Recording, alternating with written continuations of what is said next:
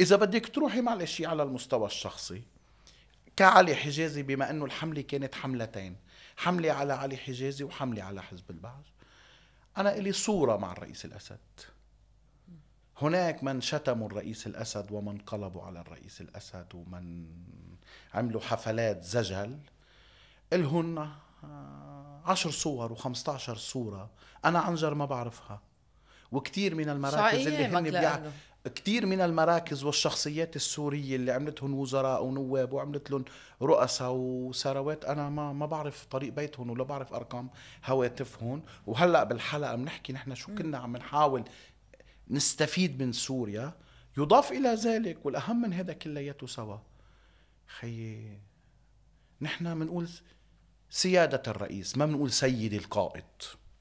نحن ما قلنا سيدي القائد، نحن بنقول سيادة الرئيس. مين كان يقول له سيدي القائد؟ بعتقد النائب وليد جنبلاط بسوريا. قصدك لأحمد الشارع لأنه بيسموه قائد هيئة تحرير الرئيس. لا منه رئيس، ما بدي أنا أفوت بالتفصيل، بس نحن بنقول سيادة الرئيس مش سيد الرئيس. نحن لبنانيين ما مضطرين لنقول لحدا سيدي، ونقول سيادة الرئيس مش سيد القائد. وبالتالي ومثل ما نحن كنا أبناء تجربة عمرها أوحو، نحن رفاق، نحن مش وغيرنا كانوا حلفاء لتجربة عمرها 54 سنة في الحكم، عطت لسوريا 41 سنة من الأمن والاستقرار و13 سنة حرب طاحنة. وكان في ناس مش كتار بلبنان بالمناسبة عارضت هذه التجربة، حتى اللي عارضها لأنه ما لقى لحاله محل.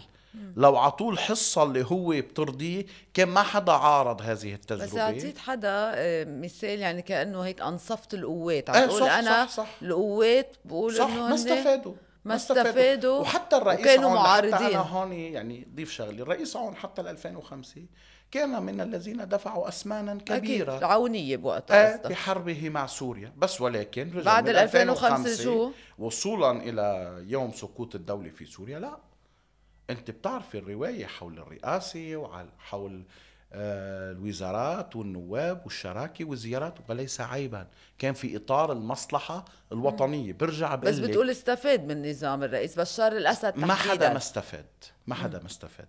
بس هون بدي أختم لأقول أنه مثل ما كان هناك حلفاء وخصوم للنظام الذي رحل، سيكون هناك خصوما وحلفاء للنظام الذي سيأتي.